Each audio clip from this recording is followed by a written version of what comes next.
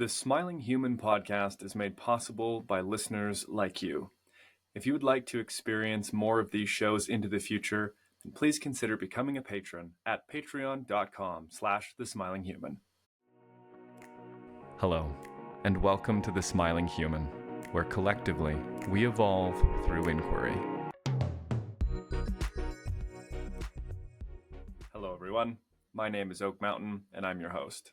In today's episode, I'm speaking with Kiki Grace. Kiki is a dedicated somatic embodiment coach and psychedelic guide, recognized for her expertise in helping individuals reclaim their authentic selves. With a foundation in yogic philosophy, teaching, and transformational coaching, alongside 15 years of mentored psychedelic work, Kiki has guided hundreds through challenges such as depression, anxiety, and addiction. Her 12-session coaching program incorporates somatic practices rooted in Hakomi and somatic experiencing, and offers clients a structured path to emotional attunement and nervous system regulation.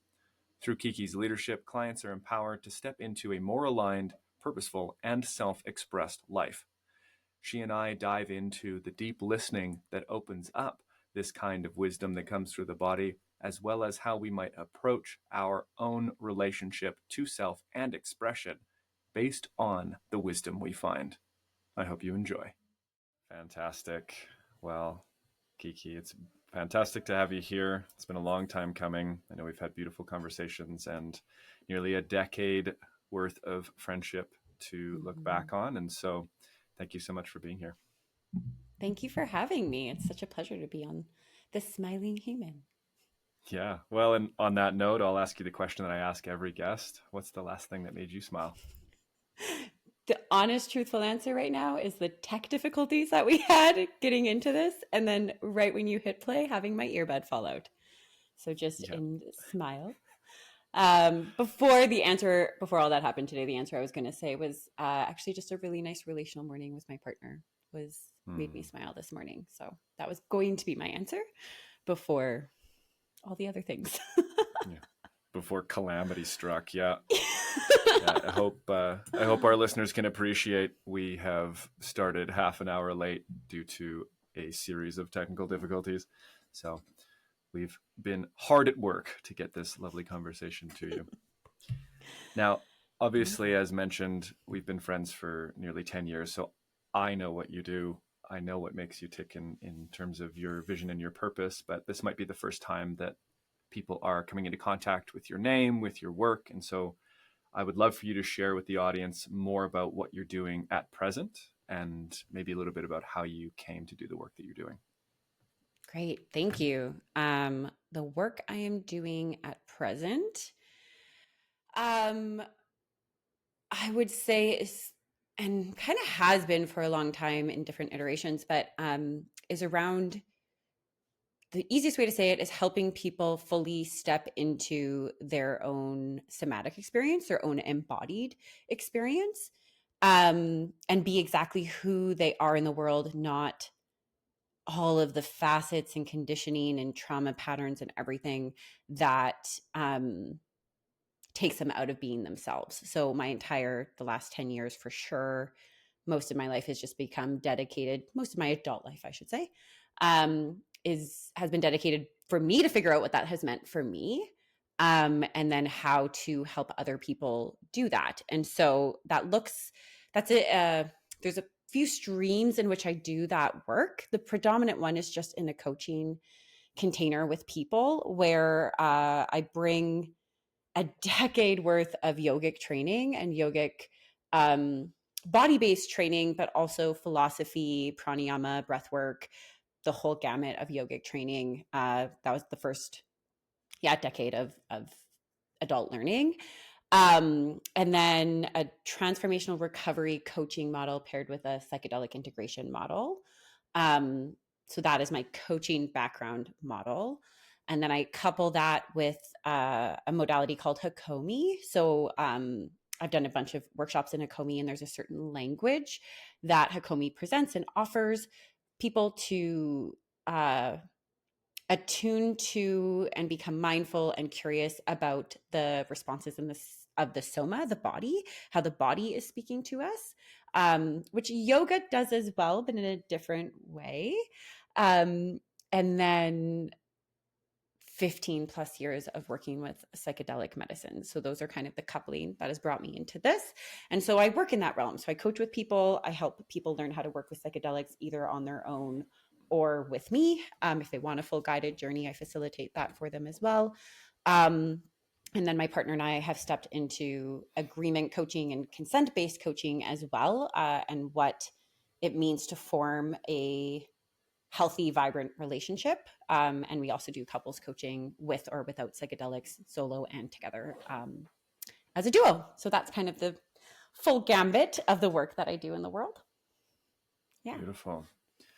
Definitely a broad spectrum for weaving. And if I might add, I think all of them are woven or at least strung together with a very clear intention of service. And I think that that's what amplifies the capacity for these different modalities to be so effective. And I can say that having received your coaching and your support in the past as well. And I feel as though I turn to you on occasion for counsel. So I know of your capacity and your strength in those areas. So I can speak to that for anybody curious. What seems particularly interesting for me, and we've got a few different areas to branch into based on our pre-recording conversation, but right out the gate, the balance between the somatic integration, the somatic embodiment work, and the psychedelic, for some, at least I would say in my past, I might imagine those to actually be disparate avenues of exploration. Particularly if we look at the word psychedelic, it's mind expanding or mind opening in a sense, right? What I want to emphasize to listeners who might be of that same disposition is that the word psyche actually translates more clearly to spirit, that the psyche was that which gives sentience and sapience. It is that which is divinely created and imbues consciousness into a body. And so when we think about something that's psychedelic, it's actually awakening that more pure, that more central or core aspect of our experience, such that we might call consciousness. And why I find that so powerful for the bridge between somatics and psychedelic work is that, well, particularly I'm reminded of a quote from Stephen Harold Buhner. It's that, see if I can get this right, it might be a paraphrase, that our mind is not just embrained, but it's embodied. That is to say, the entirety of our form, which would constitute the somatic realm, is a thinking, feeling, sensing, and perceiving expression of nature. And so I wonder for you, how is it that you see those two realms connecting? That sort of alternative states of consciousness, this capacity for body-based awakening and somatic integration?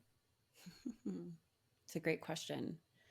One of the first things I'm struck by when you say the brain, however you said that, is like embodied, is like the brain is one aspect of the central nervous system, but the central nervous system runs through the entire body down to the spinal cord. And then there's nerves that innervate down to our feet, down to our toes.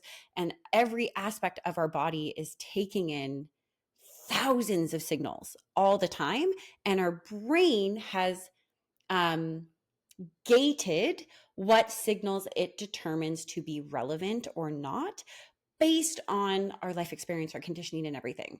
So we don't feel the clothes on our skin regularly all the time, or else that would be sensory overload.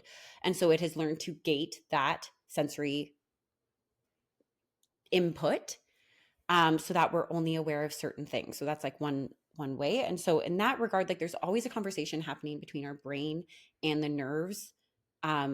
And it's a two-way conversation, but it comes usually from the sensory up to the brain first, and then the brain gates it, and then we become aware of it. So one of the ways in which psychedelics shift that is it opens up the pathways in the brain of what gating is possible. So it's so interesting that you just spoke about Stephen Harold Buhner. He has a book, it might be right there.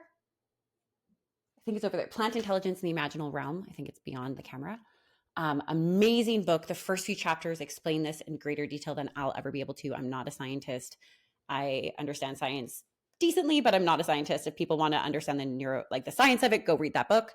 But it opens up the capacity for us to renegotiate and shift what gating is happening.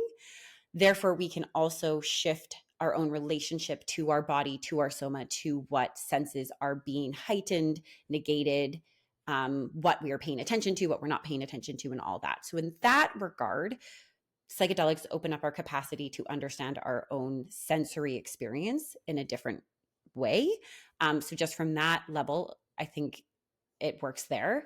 The other thing that psychedelics do, so this is like kind of twofold in your question, because like the part of it with it being like mind manifesting, and there can be these experiences that actually almost take us out of body with psychedelics, particularly at way higher doses and all this thing where we actually kind of disconnect from our body and we can go on this wild experience and trip that like is very disembodied. In order for that to have any relevance in this world, we have to pull it back down in through our body, in through our being, in through the lived experience of this realm, and know how to interface it with the reality that I make dinner later and I talk to my friends later and I have to go to a job. And like, if it's just this experience that you go on and you have this cool experience and then you forget about it and there's no change or nothing in how it affects this realm, for me, and this is just me, other people think like, cool, you can do that. I don't see the point. Personally, that's not of interest to me. What's of interest to me is how that informs the way in which I relate to the world in this embodied way. And as you said before, with the psyche truly translating more towards like spirit, we are an embodiment of the spirit of who I am, or spirit itself, and that gets into a different conversation. But we have a body intentionally. We are meant to be an embodied being here on earth. And so if we're not working with practices or working with psychedelics or working with anything that we do in a way that taps us more deeply into our body, again, for me, it's like, what's the point? This is what we're here to do and experience and be. And when we're not doing that, we're missing so much of what like is possible through these. So that's the other way that I actually think the two connect. And then the last thing I'll say is, and then certain psychedelics, and particularly at dose ranges. So often psychedelics at really high dose ranges is when you start to get the more disembodied experiences, not always, but often. At mid range and especially low range, there are ways that it actually helps just slightly amplify the sensory experience happening in the body, thus that we can become more connected and aware of it. Like I was talking about before, it shifts the gating that's happening. So that we can get more in tune, more deeply connected to what is happening in our body in a way that we've maybe pushed down or disconnected from or ignored for years. And I think that amplification, and again, it's often dose dependent, container dependent, all these other things. That's where, for me, the real magic of psychedelics is.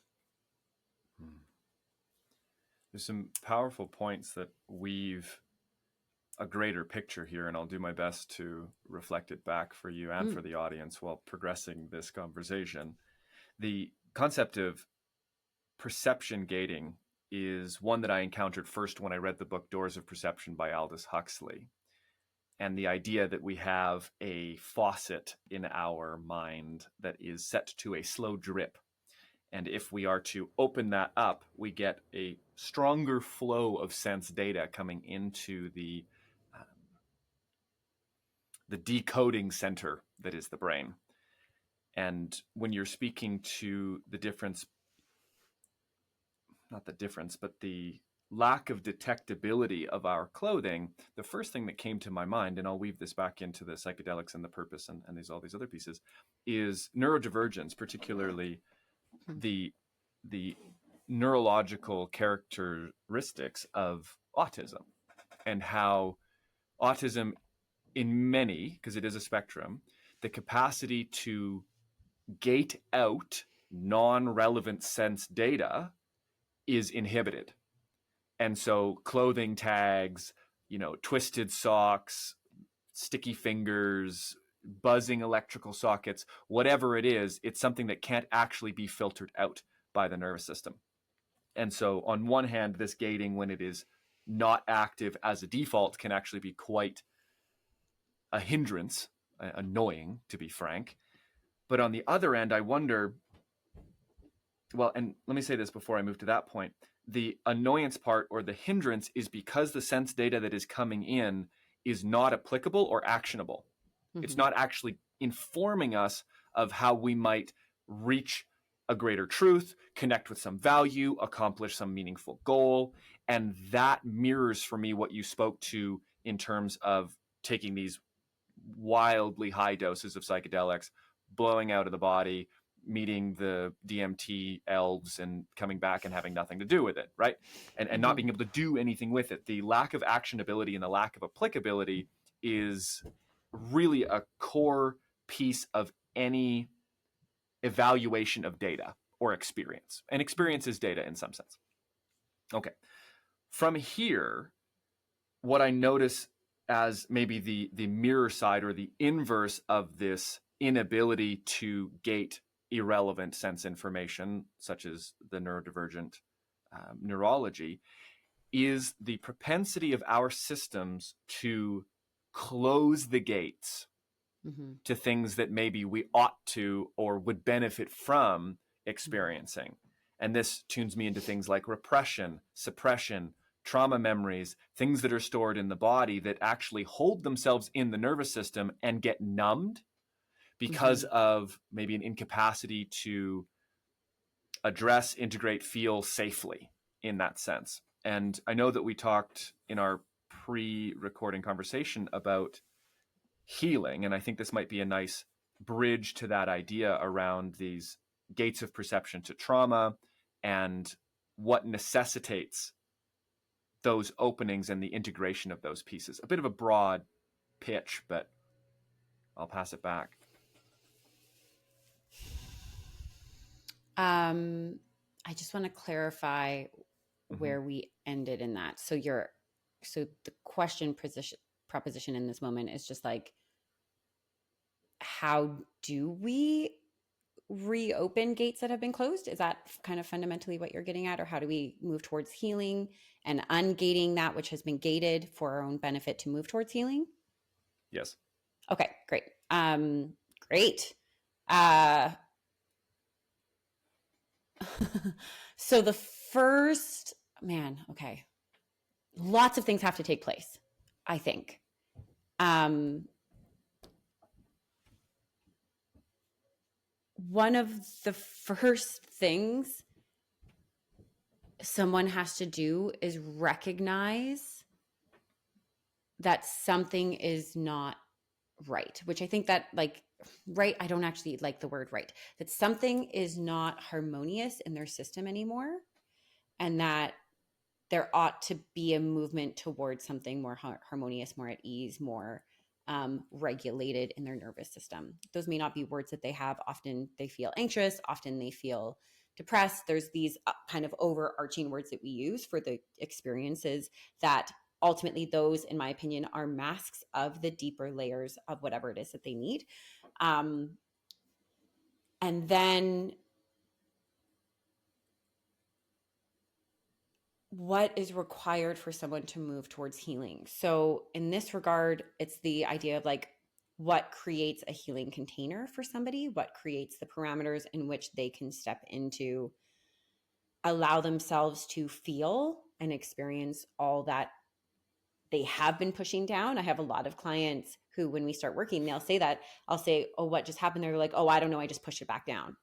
And it's literally their instinct, even before we can touch on it, is, oh, I don't know, I swallowed and I pushed it back down. And there's sometimes honestly this, and it's we just push it back into this realm of abyss that they don't even know what's all there. They just push it down. So one of the first is not maybe the right word, but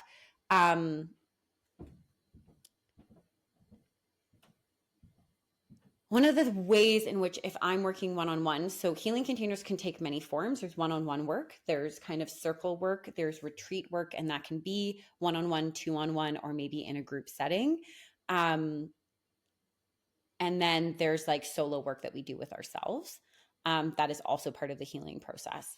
So let me start in like if in a one-on-one kind of coaching, therapeutic, even with a friend, you can have really cool healing experiences one-on-one with a friend. But as a practitioner, a one-on-one healing container to me needs to have a set of really clear agreements. So what is it that you are coming to me for? What is it that I can provide for you? In that, what is that going to look like, so that you have expectation of what we're doing here? How long do we think this might take? That one's a really hard one to answer, but still setting out some form of expectation. That's one of the first things, is like creating really clear agreements. And now often in therapy, it's called informed consent, and you get this thing of like, you are buying into somatic experiencing practitioner, or da, da, da, da, and then and it has like a bit of explanation. Sign here to say yes, you understand what you're doing. I think that kind of basic way that we have set as a premise is decent, but I think it lacks a deeper understanding of what the role is of the individual coming into the space that they need to bring of themselves. So it's not just this like, you're the expert, you're going to heal me. It's that I am coming into this, what is expected of me in this container, and what am I expecting of the other, so that we can form a relationship that will foster healing. So agreements that I have, and I don't know how many I have, but they have to sign and initial every single one that if they read them, I don't know, but I hope that they do. But it states like, I expect them to bring material forward. I'm not the one going digging and finding it. There are ways in which we can dig up and find the material, but they have to come forward with something that they want to talk about, or that they are taking responsibility for in their own life. They have to understand that while there's a container, the only way any of this will work is if there is action taken on their part in their life outside of therapy, outside of a coaching container, that they actively impose some changes. Because just thinking I'm going to understand it and therefore a change will happen is not like, that's not going to happen. And so I have a whole set of agreements that the clients buy into, and we negotiate and we discuss. One of those agreements is also, I'm going to interrupt you. I'm going to stop your process numerous times, so that you're not just in a rant or in a typical experience that you have. We're going to stop, and we're going to tune in to a moment, and a specific moment. So based in Hakomi and somatic experiencing type teachings, that's the main somatic lens that I work in. We tune into a very precise moment of, sometimes it's activation, sometimes it's just a felt sense, sometimes it's when people say I'm anxious, one of the first questions is, how do you know that? How do you know that you're anxious? Well, I've said that I'm anxious. I've been telling myself that this thing that I'm feeling is anxious. Okay, cool. What's the thing that you're feeling? What are the actual sensations? What's the story? What is going on in the being that then says this equals anxiety? And that process can take a really long time for some people to actually even unravel this thing we have labeled X. What does that actually mean physically, somatically in the body? But again, it comes back to, we have an agreement that I am going to interrupt you, and that is negotiated with the client. Another thing is that I get them. Every single thing that I bring to them is an invitation. It's not a direction. It's not a command. It's not, you have to do this. It's, would it be okay if we did this? So that their nervous system, their being, gets to say yes and or no. And part of this discovery is also helping people learn that they can say no, because that's one of the some of the other work I do with my partner in consent work and all this stuff, is our inability to say no to a lot of things in life, or to say not yet, or I need more information, or whatever it is, or I'm uncomfortable, we default towards yes, people pleasing. I want to show up. I would in all these ways that actually hurts us. So some of it, at least in the healing container I have, and in other somatic work, it's getting the individual to actually say, I don't want to go there right now. Great. Let's honor that there's something in you that is saying no. And when they get that honored and a no honored, that can become its whole own process as well. So there's all these agreements and understandings and kind of pushback that I have with clients to allow them to have little tiny processes and little tiny understandings, micro understandings in the space over 75 minutes or so. But one of the other parts that is really crucial to all of this happening, and this builds up over time, is knowing what it means for them to feel safe enough in the container with me, safe enough in their body to access some of this stuff. So ultimate safety is in some ways an illusion, because life is life, but it's what does safe enough for this moment look like? Do you feel safe enough? One of the first questions I ask clients when they come in or in a call with me is, so they're sitting, they're comfortable, they're whatever. And this isn't necessarily safety, but I'll explain it in a second. One of the first questions I usually say is there anything you could offer yourself right now to help you be 10% more comfortable? Just 10% more comfortable. And it's fascinating how often there is something. Yeah, I could just slouch a little bit more. Cool. Why don't you try that? How do you know that you're more comfortable having done that? And we might have 10, 15 minutes. Sometimes for some people, I'll ask it again. Is there something else you could do to make yourself 10% comfier? Because they're not used to even prioritizing in a session with me their own need, their own safety, their own comfort. So starting there from a place of like, what does it mean for you to actually be, there's probably tension, there's anxiety, there's all these things that you're feeling as well, but within that experience, some level of comfort so that they can drop into themselves and allow themselves to meet me from that place, 10% softer, 10% comfier. So again, it's finding what feels safe enough for them to be able to do the work. And that can change. That can change session to session. That can change over time. As the relationship builds, often people feel more safe with me naturally. It's a building of trust between practitioner and person. And then the other piece that I think is really important is being very clear on what is welcome in this container and what is not. And this is one thing I don't think all practitioners do very well. I'm a practitioner, and again, I speak to this in my discovery call with people. You can talk to me about your sex life.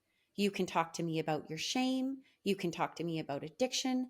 There's nothing that you will bring into this experience with me that I will ever judge or that I will ever shame you for experiencing. I name that. Now, naming it doesn't mean that the person buys in and believes it right away. That gets reinforced all the time in sessions. But there are practitioners, there's therapists who don't actually want to talk about certain things. They want to be a therapist, and there's a disconnect for them, and maybe there's their own taboos, their own boundaries, their own things. And I'm not judging that. There's nothing wrong with that. But I believe it would be good in the container with your clients for that to be explicit. Mm-hmm. Mm-hmm. And that's a piece that I don't think is welcomed very well. That I think is very crucial.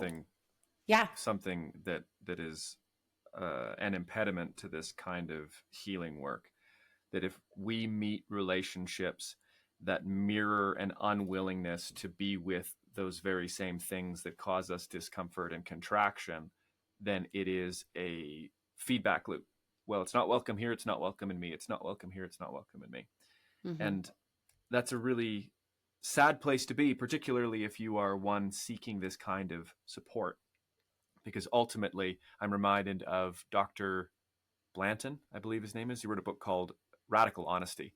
His thesis is essentially that if you are and were to be completely honest in your life with yourself and all other people, all of your psychological stresses would disappear, because the world gets organized and sorted out in the most harmonious way. Not the sorting being harmonious, but the end result is harmony when we are absolutely unequivocally and utterly honest with ourselves and with other people.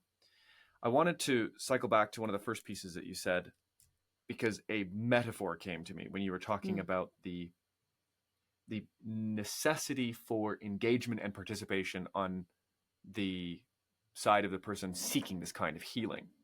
And it reminded me of like the difference between tending to something living and tending to something inanimate. It's like, if I treat my body like a vehicle, literally, then I'm going to take it to a mechanic and say, please replace my exhaust manifold. And assuming that they are trustworthy, they will fix the thing that needs to be fixed, and I will drive home with a repaired vehicle. The body is not like this, because the body is a constant re-emergent phenomenon. Truly, all of our very fundamental constituent parts are popping in and out of existence. You know, there's the quantum realm to it, there's the energetic realm to it, there's the growth and death of cells. All of this is a renewal.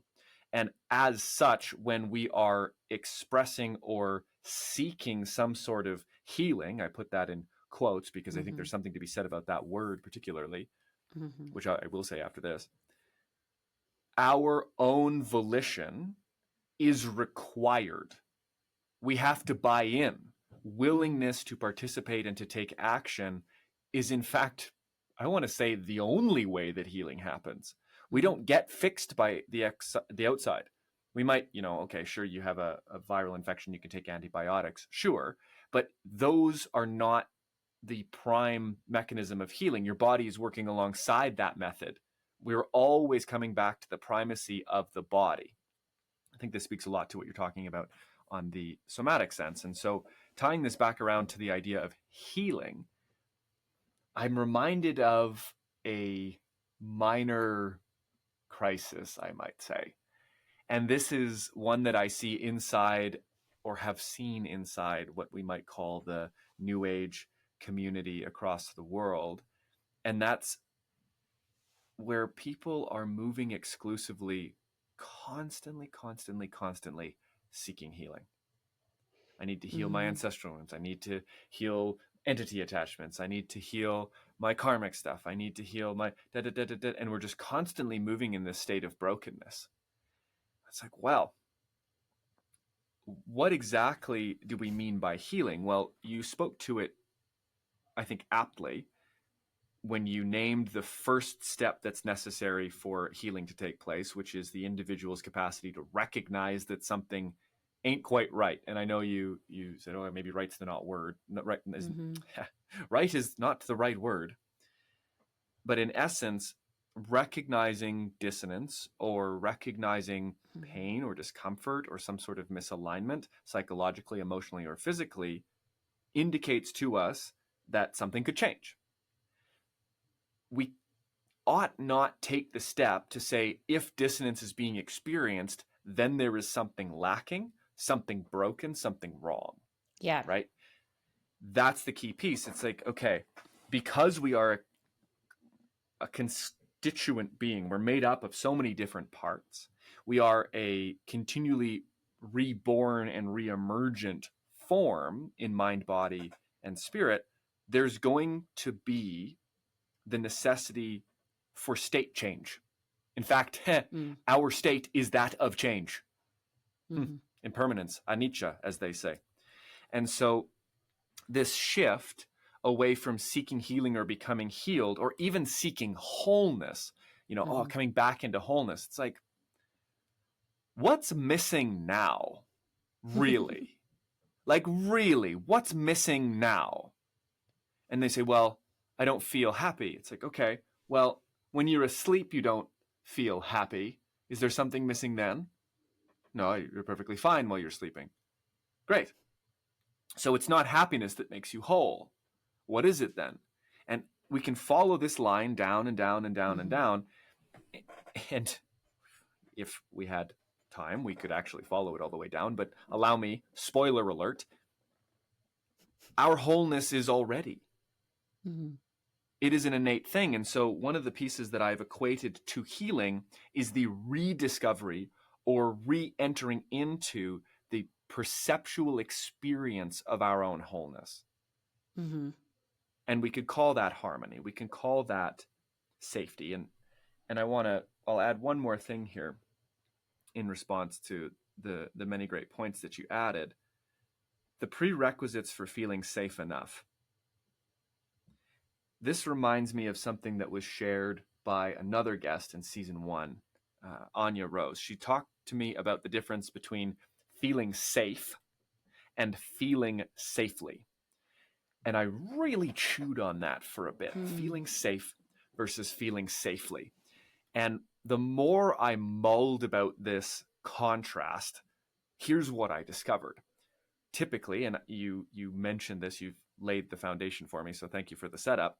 This feeling safe is in essence an impossibility because it is treated as a destination.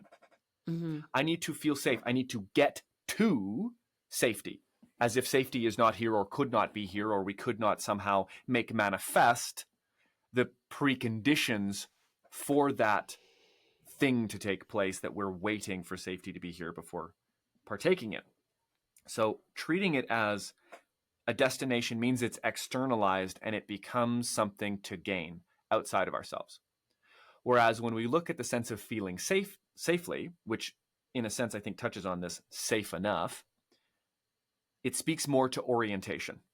How am I oriented to my own emotional experience? Am I saying yes? Am I saying no? Am I saying, I don't even want to go there, homie? Why are you asking? All of that can be shifted in the sense that we can learn to meet the difficult feelings that are bubbling up from this somatic experience, from the body. And they may not feel like safety, but we can feel them safely.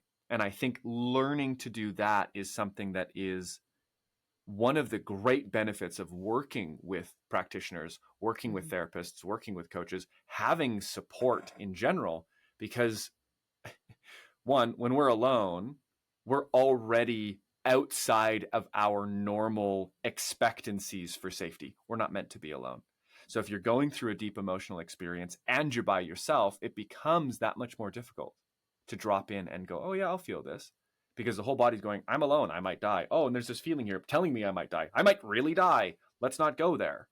And so this piece around the social aspect alongside the willingness to meet one's own inner being, the living expression of oneself. That's what I took away from what you were saying. It's a very, very potent piece. On the tails of this, we'll take a short break and we'll come back with the second half of the show. I hope you're enjoying the show so far. I wanted to take a brief moment to talk about just how you can help this show grow into the future. Did you know that we have an Instagram, a YouTube, and a Patreon? Probably. But if you're listening on YouTube, like many of you are, I would invite you to subscribe, to like this video if you've enjoyed it, and to leave a comment. Let me know what you thought. Let me know if you have any questions or maybe guests that you want me to interview. If you're listening on Spotify or Apple Music or any other podcast platform, then please take this moment to rate the show. All of these actions go a long way to helping the Smiling Human podcast reach more people and grow into the future. Thank you so much. Wonderful. Well, seeing as we are now in the second half of the show, it is time for the section I am calling Question of the Week. This is where I invite our guests to bring forward an inquiry, a question that is meaningful to them, that they think might be interesting to the audience, or that maybe they want my take on. And so, Kiki, what have you brought for us this week? So I'm actually going to ask a question that is slightly personal. I will also share my own answer, so my own personal answer, but I think is a good question for people to reflect on in themselves as well. That's in alignment with what we were just talking about. So in terms of the idea of like what parts of ourself are online or maybe offline. My question for you is, what is a part of yourself that you have currently or more actively been looking to integrate or bring more online in your own being in a way that was pushed away or offline or segregated out of your being for a period of time? And then with that question, you could share maybe why it had been segregated out of your being or kind of taken away from your being for a period of time, and what you're doing and why you're not why, because I think all parts of ourselves, we want to invite all parts online, but how you're working with that part to bring it more into your being and online and part of your expression of self. Delicious. Well, a few things come to mind, but the one that I believe most suits your question would be characterized in the following phrase: I have allowed myself to be more disagreeable as of late. And what I noticed, and I'll expand on this for those who aren't familiar and maybe haven't heard me harp about the Big Five personality assessment ad nauseum in my own life or on this podcast, disagreeableness is one trait. Agreeableness is a trait of the Big Five. And for those who are low in agreeableness, they are more likely to say what they believe to be true, even if it generates conflict. That's the aspect of politeness. And I may not come across as such on this platform, but I am rather low in trait politeness normally. And what I realized is that I had been, up to the point where I took this test, it was actually the test that spurred this forward with me, more likely to stay silent in some cases where I disagreed or didn't feel like something was true for me. Not always, but enough that I noticed it and felt like there was a lack of integrity, a lack of authenticity. And so when I read this assessment, my assessment, and I also at the same time read a book by Susan Campbell, it's actually on the top shelf there, Getting Real, 10 Truth Skills You Need to Live an Authentic Life. Side note, one of two books I believe everyone should read, Getting Real by Susan Campbell. I realized that I was limiting my authenticity for the benefit of others and out of fear. Fear of conflict, fear of rejection, fear of honestly losing my energy in trying to have my authenticity understood. That's characterized a large part of my life, is that when I have been true and real in my development, this is a story, obviously, that others don't understand, or at worst, misunderstand, and then respond to their misunderstandings in a way that promotes and has promoted a sense of crippling isolation, i.e. no one understands me. And what I realized is that, well, look, if I'm moving through this world holding back what is true, no wonder people are going to misunderstand me, because I'm not offering the highest resolution picture of my inner world. And so I stopped. And instead, I just say what I believe to be true. And this is different than bluntness. I want to be really clear that being disagreeable and being forthright and being authentic is not the same as being blunt. Oftentimes, being blunt lacks tact, it lacks compassion, and it also lacks the capacity to, in my experience, speak accountably. This is to say that I own what I say. When I speak, if I disagree, I say, I notice when you said that, there was a drop in my gut and some contraction in my abdomen, and a sense of fear and sort of angst arose in me. And I noticed that I really don't agree. In fact, I think that that's quite a harmful thing to say. This might be something I would say if there was a disagreement. And the beautiful part about that is there's nothing to debate. The idea we can debate, but my experience, you didn't feel that. Well, I surely did. And frankly, if you ever encounter someone that says you're not feeling that, run the other direction, because you're dealing with someone with an antisocial personality disorder. Not necessarily. I'm being hyperbolic. Forgive me. So that piece, a willingness to say things that are true, but likely uncomfortable for others to hear and uncomfortable for me to say in moments where I would otherwise stay silent. that piece has come more to the surface. Cool. That sounds like it's been liberating. That's a great word for it. Yeah. It's interesting as I reflect on that part. I've been somebody who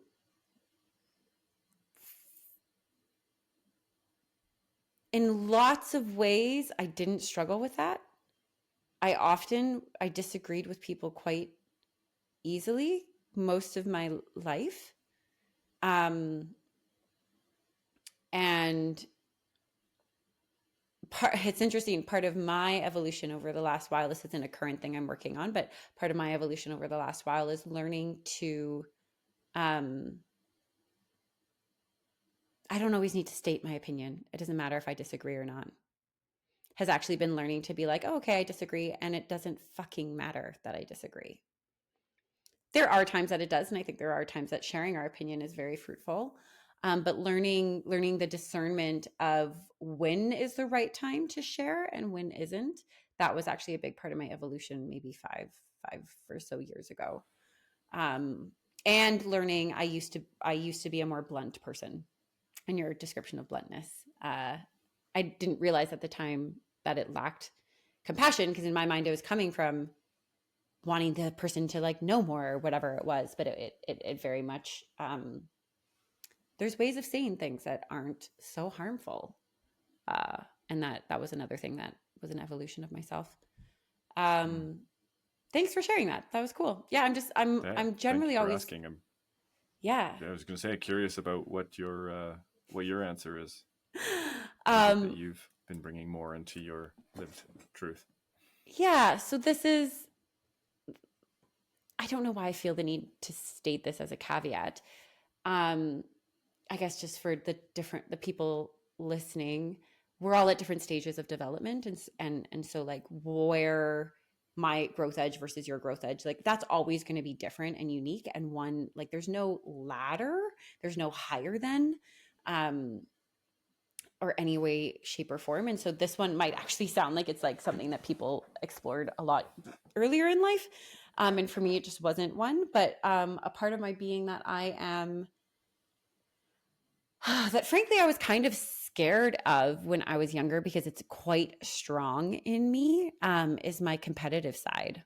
And I would explore it. Like we would play games as a family, or like card games or whatever. And so there would be these places where it did get to kind of show its head from time to time, or in board games or whatever. But it often created conflict, and it often was this thing that just didn't, I would get angry, and like just my excessive kind of competitiveness. My depiction of it when I was younger was that it created more conflict than good. And so there really haven't been too many avenues that have had a place for it to express until this year, when I've done 2 CrossFit competitions in the past couple of weeks, to test myself, to exert myself, to let this part of me come fully online, have its seat at the table, have its expression of what does it mean to push myself to the full edge of my physical capacity in competition with other people who are also pushing themselves to the full edge of its physical capacity. And allowing that to express itself. And there were some shadow elements of it. Like I get my competitive nature comes online. And like judging in CrossFit there's supposed to be standards, and it also requires that the person judging tells the person, no, that wasn't right. And that's a very hard thing for us to do. So even though there's a standard and it maybe wasn't right, it's still up to the individual judge, who is often a volunteer, to say to the person, no, that isn't right. And some judges are going to be more adept at doing that and others aren't. Therefore, judging becomes slightly unfair.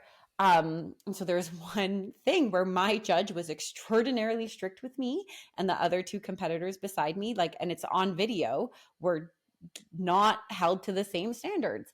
And it drove me crazy, because I ended up slower because I had to do more reps, because my reps were counted at a higher, a more strict standard, if you will. And it was fascinating to watch myself get so mad about this unfairness, which I know is a quality that matters, and all this stuff. And then there is a whole process to dispute it. And I went through this process and I got a few seconds taken off my time and da da da da. So there was like benefit to it. But it was so fascinating to just see how furious I would get from just like these little things. And like all it matters. And like at the end of the day, it's a CrossFit competition. The next day it doesn't matter. Like it really doesn't in the grand scheme of things. Um, and so it's been this evolution of how do I allow myself to fully come on board, let myself embrace competition, notice the places where I get really angry and really, and like there's another period where that happened again. And I just like, I go from like 0 to 100 so fast. Like my anger just comes on so fast. And I become this like firecracker. And then I have to like take a step back and remind myself, like, what is this for? What am I doing this for? And what is this going to matter tomorrow to be this upset, this fired up about this, whatever? So it's been interesting because there have been other kind of shadow elements that have come about in terms of like my competitiveness with other people in my gym and all these other things, and learning how to allow my competitive self a seat at the table, but again, not overtaking my humble self, not overtaking my measured self, not overtaking all of these other parts of me that need to stay online in order for competition to be safe, in order for me to be able to freely express the competitive self. So for me, that's been my exploration in the last little while, and it's been funny to witness because I can be in the observer, particularly a few moments after the anger comes in, and I can be like, wow, I was like that. And then I go and thank the people who received some of the fire that I brought. And they're I have a often really question for you. good, but yeah.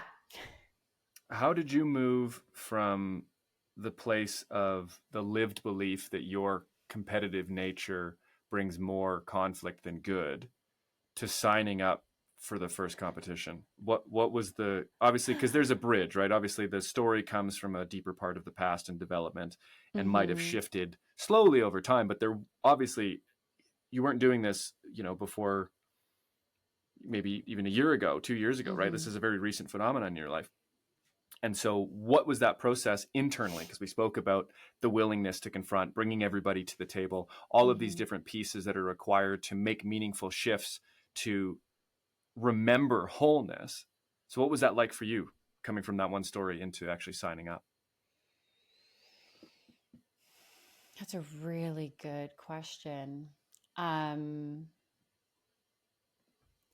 One of the belief changes that started all of it, and started me working out in general, and even moving towards CrossFit, because I was a yogi for 10 years, really heavily focused yoga practitioner, um, strength in that, could do the arm balances, the kind of fun, crazy acrobatic stuff.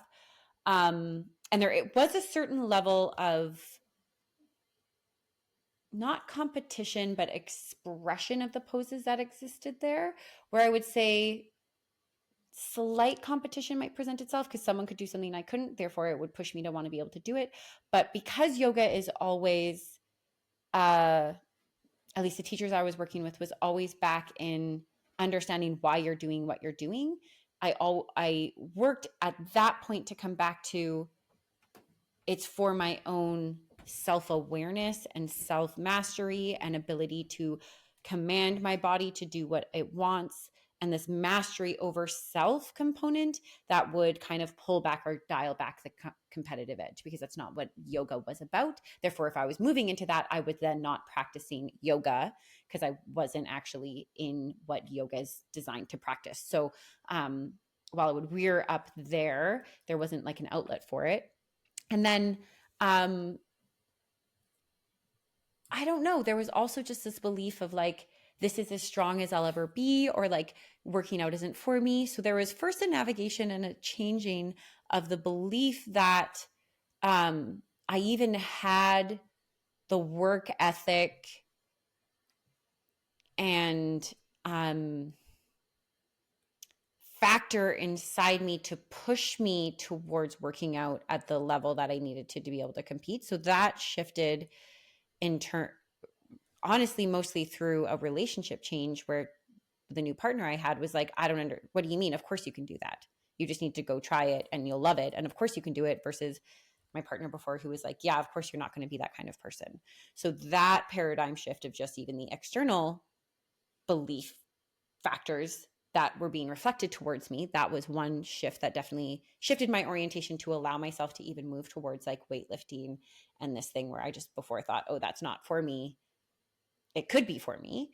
And then moving in towards competing, I watched so I started doing CrossFit because I got kind of, I plateaued on what I knew how to do in the gym. So I needed to learn other things to do in the gym. And my partner was like, why don't we try CrossFit? Because it teaches you all sorts of things. He had done CrossFit years before. So we joined CrossFit together. And he said, as we joined, he's like, I honestly think you're really going to like it. And I was like, okay. And the first few weeks, you're really sore. So it's really hard. And then I sunk into liking it because it's complex, because there's lots of different movements. I get bored. I wouldn't say I get bored easily, but I like novelty. I'm a human being. I like novelty, especially in the physical realm and the expression of my body. I like novelty. I like dance. I like things that move. That's why yoga was so interesting, is because there's like different patterns that you can make and maneuvers with your body. And so CrossFit does have that. There's tons of different movements.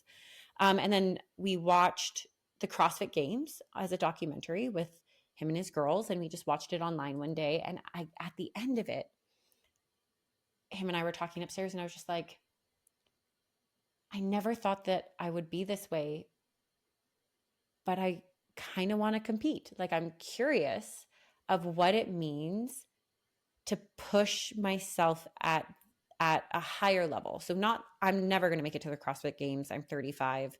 Like, I'm not, like, that's just not, yeah, that's not like the orientation, but it's the orientation is, what is the peak of me now when I work really hard? What does it mean for me to put 100% effort into this thing and actually test what I'm capable of? Actually allow myself to test what I'm capable of. A few years ago, my belief was I'm not capable of that at all, and I allowed that to be my story. And then it changed into, wait, what if I actually commit fully? What am I fully capable of at this level, at this training, at the age I am, at yada, yada, yada, yada, yada.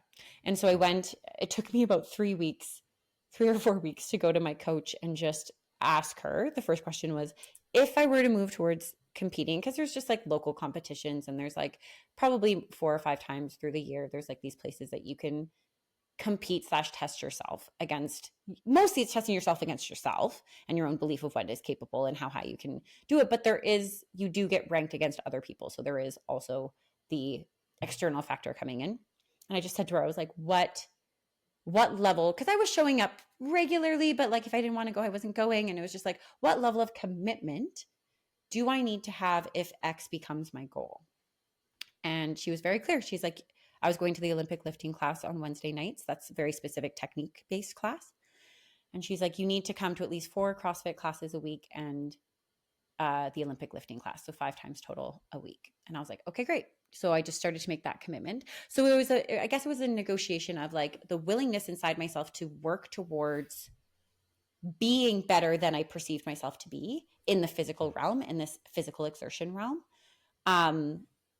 Figuring out what the commitment is I would need to make to myself for that to happen. And then being inspired, I got invited to join a girl in a partner competition. That was the first invitation into competition. And so met with her and joined up in her partner competition, and then eventually joined the solo competition. Because I guess like the biggest change was I actually started to believe I could. At the end of the day, I started to believe I could. I was inspired by my partner and his belief that I could. And that ongoingly feeds me, and he keeps believing that I could do more, which was different than a previous partnership. There's another piece that Yeah. I'm seeing, and I think would be important to note, and you mentioned it early on, is that what I heard you say is that you had asked yourself, why is it that I'm doing this? Why is it that I have the desire and drive to express this kind of competitive edge? And what it shows me, and through the story that you've just shared, and maybe some of the listeners pick these out, is that there's underlying values present in all of what you've said. And Mm, that moving from the story of my competitive nature is harmful and only causes conflict, to recognizing that the desire to compete is actually an expression of valuing accomplishment, valuing mm, improvement, mm-hmm, valuing self-discovery, mm, valuing achievement. It's a drive, it's a pushing yeah. forward, and it's innate. And so that was one of the pieces I wanted to add just as we wrap up here, is that when we are looking to make these kind of big shifts and these integration movements, understanding why we want to be that way Mm-hmm, is one piece. And also, why is it that these voices maybe that we've neglected or rejected are the way they are? Because I firmly believe that every aspect that comes to the table, whether it's pretty or not, indicates to us something that is meaningful. mm-hmm, And when we can get underneath or behind the voice that's coming up, maybe it's anxiety, depression, fear, judgment, et cetera, we get underneath and we find the thing that's actually valuable, we can use that as a compass, or a North Star rather, to find a new route to bringing that value into our lives. mm-hmm. And I imagine in listening and watching you speak about this, that there has been a great deal of value that's come into your life, not just through the beautiful support from your partner, but also how that has shifted your own orientation towards self. I can. I Mm-hmm. can, and when I do, I get the experience of novelty. I get the experience of accomplishment. I get self-discovery because I'm seeing what is possible for me to do. And I know that I'm the one that is doing it, and there's a level of satisfaction in that as well. And so I wanted to orient that piece into the hearts and minds of the listeners before we close here. And as such, if you're listening here and you're curious, Kiki, I'd love for you to share Mm. how people can get in touch with you if they're curious about the work that you do in your facilitation, your transformational work as well. Just anything else that you'd like to offer as a closing sentiment. Beautiful. Thank you for that invitation. Firstly, I just want to say, yeah, I would say, just in response to that last thing you said, I've had an orientation to growth as my like primary value and belief as to part of why we're here on earth is to grow and experience and become, um for almost as long as I could remember. Like, I loved learning, I loved understanding things from a young age. Like, that process was really enjoyable for me. I loved school. I was like, so I do think that this has just become another expression of that, which you touched on. So thank you for kind of like concising in that discovery from that question into that. So I really appreciated that. And then in terms of the actual answer to the question you asked, people can find me at my website, somahealing.ca. That's where I talk about most of the coaching work I do, and the psychedelic containers that I hold. The other way, yeah, let's you can cut that out. That's going to be the best way for people to find me is just going to the website. I have a contact form there, and or just they can book a discovery call with me. I offer free discovery calls to anyone who wants to discover if we're the right fit. I think compatibility is a massive piece. Coming back to that, like, do I help foster the right container for you? The answer might be no, and someone else does. Like, that's actually okay. The first person you call may not be the answer for you. And it might be that I am for a period of time and I'm not later. Like, our relational needs shift, who we are shifts, all these things. So yeah, anyone who wants to can book a discovery call with me. I offer them for free. I will always offer them for free. I don't think there's a need to charge for that call for people to get to know me. and to discover if we're the right fit. And that's about it. Beautiful. All of that information will be, as always, in the show notes and the video description. Kiki, thanks again for your authenticity, your sharing, and the exploration today. Thank you. Thank you. And that concludes this episode of the Smiling Human podcast. Thank you so much for listening. But before you go, I have 2 invitations for you.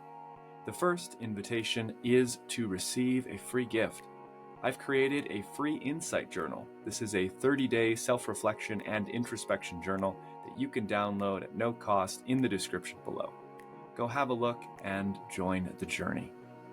The second invitation I have for you is, if it feels within your means and possible for you, then please head over to patreon.com/thesmilinghuman.